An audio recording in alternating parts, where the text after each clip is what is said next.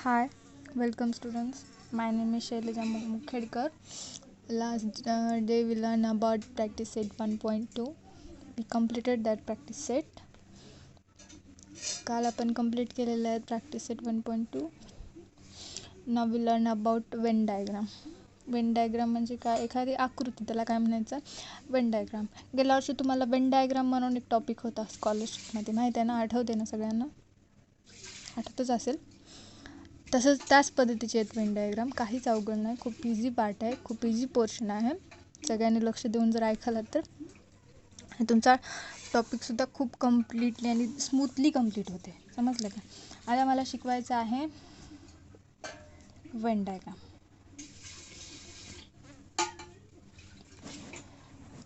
आतापर्यंत तुम्हाला माहीत होतं, काय माहीत होतं, सेटचे 2 टाईप्स सांगितले होते, लिस्टिंग मेथड आणि रूल मेथड सांगितलं होतं, बरोबर आहे ना. 2 मेथड सांगितले होते. पण सेटला अजून एका पद्धतीने लिहिता येते, ते म्हणजे वेन डायग्राम या पद्धतीने लिहिता येते. म्हणजे कसं लिहिता येते, आता मी समजा सेट ए लिहिलं, सेट एला मला वेन डायग्राममध्ये कन्वर्ट करायचं आहे. मी सेट एमध्ये एलिमेंट्स लिहिले 1, 2, 3, 4 ब्रॅकेट क्लोज. हे काय आहे, तुमचा सेट आहे. हे कशामध्ये लिहिलं, मी लिस्टिंग मेथडमध्ये लिहिलं.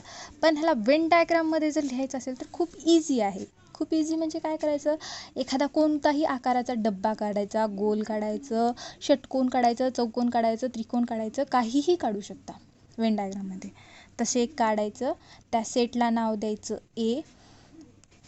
ए आहे ना सेट, ए सेट हे, त्याला गोल डब्याला नाव दिलं ए. त्याच्यामध्ये एलिमेंट्स काय आहेत, 1, 2, 3, 4 एलिमेंट्स लिहून घ्या. 1, 2, 3, 4. हे काय झाली, तुमची वेन डायग्राम झाली. समजलं का? वेन डायग्राम खूप इझी आहे. इझी पद्धतीने वेन डायग्राम केलं तर त्याच्या पद्धतीनं तुम्हाला त्याचे टाईप्स असतात. समजलं ना वेन डायग्राम म्हणजे काय. लिस्टिंग मेथड आणि रूल मेथड 2 तुम्हाला माहीत आहे, पण हे वेन डायग्राम पण तेवढाच महत्त्वाचं आहे. ते एक प्रकारचं टाईप म्हणलं तरी म्हणता येते, पण इथं काय म्हणलं आहे, टाईप म्हणलेलं नाही.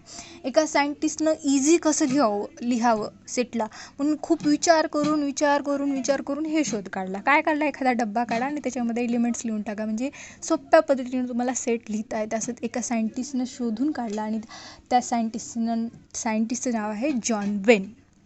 तेवढं लक्षात ठेवायची गरज नाही, पण वेन डायग्राम का महत्त्वाचं आहे म्हटलं तर ह्या गोष्टीच महत्त्वाचं आहे. जर तुम्ही रूल मेथडनं जर लिहायला जर गेलं सेट, तर किती हार्ड पद्धतीनं ते एक्स सच दॅट एक्स लिहायला गेलं तर किती हार्ड आहे, बरोबर आहे की नाही. हार्ड आहे, पण ते इझी पद्धतीनं, सोप्या पद्धतीने लिहायचं म्हणलं तर अशा वेन डायग्रामच्या पद्धतीनं तुम्ही लिहू शकता. माझ्या मते वेन डायग्राम तुम्हाला समजले. काही नाही, एखाद्या डायग्राममध्ये तुम्ही तुमचे एलिमेंट्स लिहून टाकलं म्हणजे ती वेन डायग्राम तुमची कंप्लीट झाली, बरोबर आहे की नाही. वेन डायग्राम कंप्लीट झाली. आता तुम्हाला त्याचं सांगायचं असेल, सबसेट सांगते मी आता. सबसेट, सेटचा टाईप आहे, हा एक सबसेटचा प्रकार आहे. म्हणजे कसं लिहितात हे सांगायचं असेल. सध्या सबसेट जर तुम्हाला कशाचा वेन डायग्रामच्या पद्धतीनं जर सांगायचं असेल तर मी काय करते, हे बी घेते सेट. बी सेटमध्ये एलिमेंट्स लिहिते 8, 2, 4, 6 बी सेटमध्ये लिहिलं. आणि दुसरा एक त्याच्यामध्ये त्याच्यावर एक राऊंड काढते आणि त्या राऊंडमध्ये ए सेट नाव देते त्या सेटला. आणि त्याच्यामध्ये एलिमेंट लिहिते 1, 5, 3, 7. हे काय झाले, तुमचे एलिमेंट्स झाले. आता त्याला जर खरं जर असं जर लिहायचं गेलं, ए सेटमध्ये काय काय कोणते एलिमेंट आहेत, 1, 5, 3, 7. कोणकोणते, 1, 5, 3, 7. हे काय झाले, तुमचे ए सेटमधले एलिमेंट झाले. बी सेटमधले एलिमेंट्स कोणकोणते आहेत बघा, आता सांगा बरं. 8, 2, 4, 6. बरोबर आहे ना. 8, 2, 4, 6. बरोबर आहे की नाही. हा बी सेट झाला आणि ए सेट झाला. पण एमध्ये एवढे बीचेच एवढे एलिमेंट्स नाहीत, फक्त हे 1, 5, 3, 7 हे एवढंच एलिमेंट नाहीत, त्याच्यापेक्षाही जास्त एलिमेंट आहेत. कोणते 8 पण एमध्येच आहे, 2 पण 8मध्येच आहे, 4 पण एमध्येच आहे आणि 6 पण एमध्येच आहे. म्हणजे मी हे लिहिलेलं काय आहे, चुकीचं आहे. त्याच्यामध्ये अजून एक्स्ट्राचे ॲडिशनल एलिमेंट केले 7च्या नंतर 8, 2, 4, 6. बरोबर आहे की नाही. हे 8, 2, 4, 6 हे पण एचेच एलिमेंट आहेत ना, त्याच डब्यामध्ये आहेत ना, फक्त मध्ये केलेला आहे. मध्ये केल्याचा अर्थ म्हणजे तो काय वेगळा होत नाही, त्याच्यामध्येच आहे.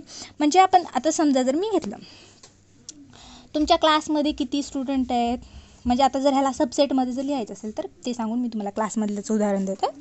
आता ह्याला जर लिहायचं असेल तर बी कशाचा सबसेट आहे, B is a subset of A. बी कशाचा सबसेट आहे, एचा सबसेट आहे. सो ह्याला काय म्हणायचं, हे सिम्बॉलिक फॉर्म आहे. याला सिम्बॉलिक फॉर्ममध्ये बी हा कशाचा सबसेट आहे, एचा सबसेट आहे. याला सबसेटमध्ये याला असं म्हणायचं B is a subset of A. B subset A असं पण म्हणता येते किंवा B is a subset of A असं पण म्हणता येते. आता तुम्हाला एखादं एक्झाम्पल समजायसारखंच एक्झाम्पल द्यायचं असेल तर तुमच्या क्लासमधले स्टुडंट्स, एक्झाम्पल नंबर फर्स्ट. तुमच्या क्लासमध्ये स्टुडंट्स किती आहेत, समजा जर 1, 2, 3, 4 अप टू किती आहेत, समजा जर मी 20 स्टुडंट्स केले, 20 विद्यार्थी आहेत 9th क्लासमध्ये. आणि 9th क्लासमधल्या फक्त 10 लोकांना तुम्हाला काय येते, 10 विद्यार्थ्यांना, समजा 5 विद्यार्थ्यांना काय येते, क्रिकेट खेळता येते. म्हणजे बी बरोबर काय करता येते, 5 विद्यार्थी मी कोणतेही घेऊ शकते, 4, 5, 8, 9. हे 5 10 हे 5 विद्यार्थी आहेत की ज्या विद्यार्थ्यांना काय करता येते म्हणलं होतं मी, क्रिकेट खेळता येते. बरोबर आहे ना. हे 20 विद्यार्थी आहेत 9वीच्या क्लासमध्ये, त्याच्यातल्या 5 विद्यार्थ्यांना क्रिकेट खेळता येते. म्हणजे हा तुमचा काय झाला, मोठा सेट झाला. मोठा सेट म्हणजे हा तुमचा मोठा सेट झाला. कशाचा मोठा सेट झाला, बीचा मोठा सेट झाला. म्हणजे बी इज अ सबसेट ऑफ ए. म्हणजे बी पण कशाचेच विद्यार्थी आहेत, 9वीच्याच क्लासमधले आहेत, पण त्यांना काय येते, क्रिकेट खेळता येते. समजलं ना सबसेट म्हणजे काय, माझ्यामध्ये तुम्हाला समजलेलं असेल. त्याच्या पुढचा पोर्शन घेते मी, कंप्लीट करते. त्याच्यानंतरचा पुढचा पोर्शन बघा. आता वेन डायग्राम झाली, सबसेट झाला. आता एक खूप महत्त्वाचा पार्ट आहे, म्हणजे ते म्हणजे युनिव्हर्सल सेट. नंतर काय आहे,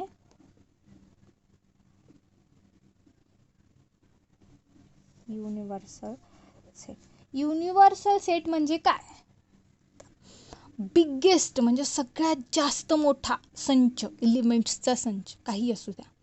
सेट ऑफ नॅचरल नंबर. पहिलं काय दिलं मी त्या युनिव्हर्सल सेटला, काय आलं, set of natural number. Natural नंबरची सुरुवात 1, 2, 3 अप टू सो ऑन किती पण राहू शकते. बरोबर आहे की नाही. हे तुमचा युनिव्हर्सल सेट झाला. पण त्याच्यामधले मी काय केले, set of even number in a natural number. Natural नंबरमधले इवन नंबर शोधा म्हणले. म्हणजे त्याचा सेट काय आहे आता तुमचा, त्याच्यातले नॅचरल नंबरमधले इव्हन नंबर शोधा म्हणलं, म्हणजे समसंख्या शोधा म्हणलं. समसंख्या शोधायचं असेल तर काय ते 2, 4, 6 अप टू सो ऑन.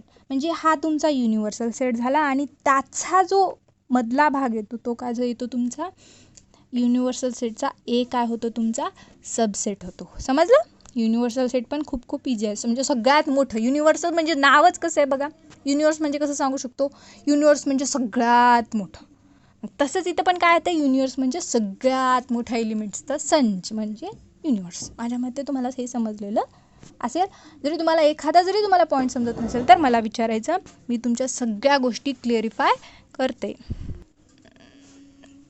तुमचे 2 सेट सांगितलेला आहे, सबसेट आणि युनिव्हर्सल सेट. आता तुम्हाला सांगायचं कॉम्प्लिमेंट ऑफ सेट.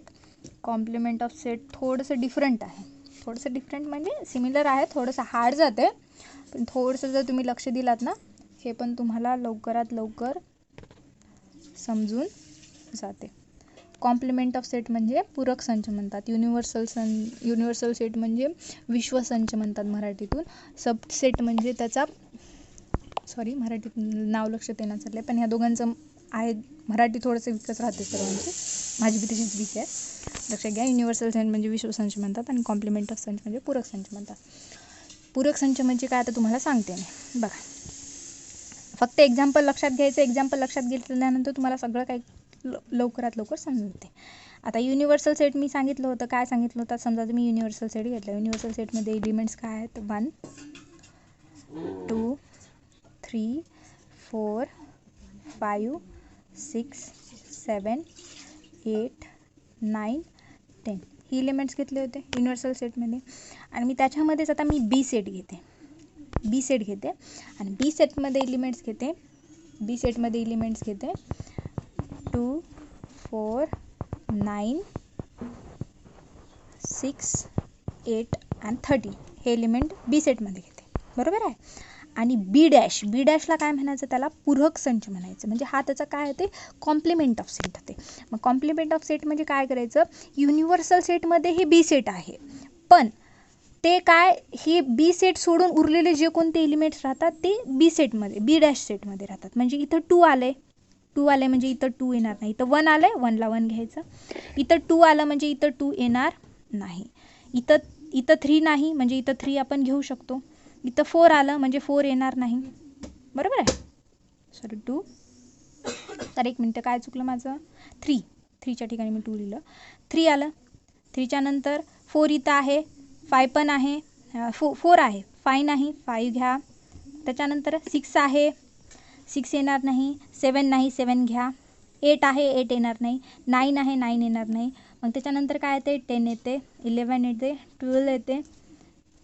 पण हे काय, सॉरी 1 मिनटं माझं चुकलं, हे 13 येणार नाही, तर मी 10 घेते, सॉरी 10 इथं आलं म्हणजे इथं येणार नाही. इथं चुकलं बरं का, थोडं लक्ष घ्या. इथं कॉम्प्लिमेंट थोडंसं हार्ड आहे म्हणून म्हणते. जे युनिव्हर्सल सेट म्हणजे ह्या दोघाचेही जेवढे एलिमेंट्स मिळून तयार होते ते युनिव्हर्सल सेट तयार होते. पण जे ह्याच्यामध्ये आहेत पण ह्याच्यामध्ये नाहीत असे बघायचे, त्याला म्हणायचं कॉम्प्लिमेंट ऑफ सेट. म्हणजे त्याला लिहित असताना कसं लिहायचं, असंच.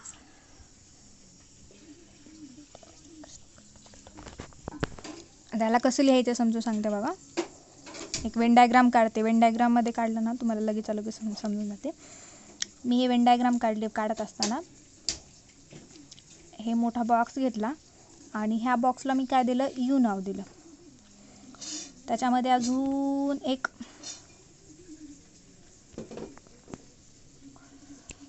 डायग्राम काढली, त्याला नाव दिलं मी बी डॅश आणि ह्याला नाव दिलं मी बी. तिथं वेन डायग्राम जवळ घ्या. बघा इकडे आता हे बी आहे. बी मधले एलिमेंट्स कोणकोणते आहेत, बी मध्ये 2, 4, 9, 6, 8 आणि 10 हे काय आहेत, बी मधले एलिमेंट आहेत. बी डॅश मध्ये एलिमेंट कोणकोणते आहेत, 1, 2, 5, 7 हे काय आहेत, बी डॅश मधले आहेत. हे दोन्ही मिळून युनिव्हर्सल सेट, बी आणि बी डॅश म्हणून काय तयार होते, युनिव्हर्सल सेट तयार होते. पण बी मध्ये जे एलिमेंट आहेत ते बी डॅशमध्ये राहणार नाहीत आणि बी डॅशमधले जे एलिमेंट आहेत ते बी मध्ये राहणार नाही. त्यालाच म्हणायचं कॉम्प्लिमेंट ऑफ सेट. खूप इझी आहे. याच्यानंतरचा आपण पुढचा पोर्शन सुरू करू, ते म्हणजे प्रॅक्टिस सेट 1.3.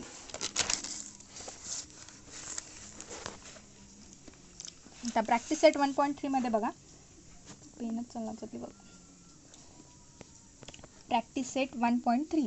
तर प्रॅक्टिस सेट 1.3 मधला फर्स्ट क्वेश्चन आहे. फर्स्ट क्वेश्चन काय म्हणाले, क्वेश्चन नंबर फर्स्ट काय म्हणाले बघा इकडे, if A is equals to ABCDE आहे. Set A is equals to set B बरोबर काय आहे बघा, set B is equals to CDEF आहे आणि set C is equals to आहे B, D. C is equals to काय आहे, B, D आहे आणि D इज इक्वल्स टू काय आहे, A, E. कोरोना समजते, बंद कर. हे काय दिलेले आहेत, तुमचे 4 सेट दिले आहेत, ABCD 4 सेट दिलेले आहेत. त्याच्यामध्ये then which of the following statements are true and which are false. याच्यामधले जे स्टेटमेंट दिलेले आहेत, खाली काही स्टेटमेंटचे वाक्य दिलेले आहेत, सबसेट आहेत की नाहीत असं विचारायले. जे सबसेट असतील त्याला ट्रू म्हणून सांगायचं, जे सबसेट नसतील त्याला काय म्हणायचं, फॉल्स म्हणायचं. आता मी पहिली स्टेटमेंट काय करते, सी आहे, C is a subset of B म्हणाले. काय म्हणाले, C is a subset of B आहे का बघा. सीचे सगळे एलिमेंट्स बी मध्ये आहेत, सॉरी बीचे सगळे एलिमेंट्स सी मध्ये आहेत का बघा. हे बी आहे, बी मध्ये काय आहे, CDEF आहे, CDEF. पण सी मध्ये डी आहे पण बी आहे का, बी तर आहे का नाही. म्हणजे हे तुमची स्टेटमेंट्स काय होते, फॉल्स स्टेटमेंट होते. बरोबर आहे की नाही. अजून एक सांगायचं म्हणलं तर म्हणजे ही तुमची स्टेटमेंट म्हणजे काय झाली, फाल्स झाली. म्हणजे त्याला जर तुम्हाला जर वेन डायग्राममध्ये जर फाल्स स्टेटमेंटला वेन डायग्राममध्ये दाखवता येत नाही, पण तुम्हाला समजण्यासाठी मी वेन डायग्राम काढते. बी काढायची आहे पहिल्यांदा. तुम्हाला एक राऊंड काढलं. बीचे सगळे एलिमेंट्स लिहून घ्या. काय आहेत, C comma D comma E comma F आहे, बरोबर आहे की नाही. पण सीमध्ये कोणकोणते एलिमेंट आहेत, फक्त बी आणि डी आहेत. इथं काय आहे, फक्त डीचा आहे. बी आहे का, नाही. जर डी आणि बी दोन्ही जर राहिले असते तर ती स्टेटमेंट काय झाली असती, ट्रू स्टेटमेंट झाली असती. पण ही स्टेटमेंट काय आहे, फाल्स आहे. फक्त एकच एलिमेंट प्रेझेंट आहे. कोणता, ते फक्त डी एलिमेंट प्रेझेंट आहे, बी एलिमेंट प्रेझेंट नाही. म्हणून दिस इज अ फाल्स स्टेटमेंट. समजलं का. समजलं असेल तर तुम्हाला अजून एक ट्रू स्टेटमेंटचं एक्झाम्पल देते. आणि ट्रू स्टेटमेंटचं एक्झाम्पल दिल्यानंतर नाही, ट्रू स्टेटमेंटचं देत नाही, तुम्ही स्वतःच घरी करायचे. टोटल किती आहेत, 6 स्टेटमेंट आहेत. एक तर करून दाखवलेली आहे. दुसरी स्टेटमेंट आहे, हे तुम्ही ट्रू आहे की फॉल आहे तुम्ही स्वतः सांगायची. होमवर्कसाठी देत आहे, हे पण होमवर्कसाठी आहे. ट्रू आहे की फॉल आहे सांगा. थर्ड स्टेटमेंट आहे, D is a subset of B. True आहे की फॉल आहे हे तुम्ही होमवर्कसाठी देते, हे पण करा. फोर्थ स्टेटमेंट आहे, D is a subset of A. हे पण ट्रू आहे की फॉल आहे होमवर्कसाठी द्यायले. फिफ्थ स्टेटमेंट आहे, B is a subset of A. हे पण ट्रू आहे की फॉल आहे होमवर्कसाठी. आणि सिक्स्थ स्टेटमेंट आहे, C is a subset of A. हे पण होमवर्कसाठी आहे. चारीमधले कोणते ट्रू कोणते फॉल आहेत हे तुम्ही कंप्लीट करून सांगा. उद्याचा पार्ट आपण नंतर कंप्लीट करू. आज आपण काय काय शिकलेलं आहात, वेन डायग्राम. नेक्स्ट काय शिकलोत, सबसेट. थर्ड काय शिकलोत, युनिव्हर्सल सेट. फोर्थ काय शिकलोत, कॉम्प्लिमेंट ऑफ सेट. आणि आता काय शिकणार आहोत, आता काय शिकलेलो आहोत, प्रॅक्टिस सेट 1.3 मधला क्वेश्चन नंबर फर्स्ट कंप्लीट केलो आहोत. त्याच्यानंतरचा पुढचा पार्ट आपण उद्या कंप्लीट करू. आणि सर्वांनी अभ्यास करा. रोजच्या रोज दिलेलं होमवर्क मला पाठवत चला. मला तुमचं होमवर्क येणं चाललं आहे. मग एखाद्या दिवशी मी तुमचे ट्यूशन पण बंद करून टाकते. कारण की असं जर तुमचा रिस्पॉन्स असेल तर ट्यूशन बंद करायचीच वेळ येते. समजलं का. मी तुमच्यासाठी एवढी धडपडीनं व्हिडिओ करत आहे. एवढं महत्त्वाचे व्हिडिओ माझ्या वेळातला वेळ काढून माझ्या 1.5 GB डाटामधला तुमचा माझा 1 GB तुम्हाला घालूनसुद्धा जर तुम्हाला जर कळत नसेल, मॅडम काय करेल हे जर कळत नसेल तर तुमची मर्जी. होमवर्क करा, हेच माझी इच्छा आहे. जेवढा अभ्यास केला तेवढं चांगलं. थँक्यू.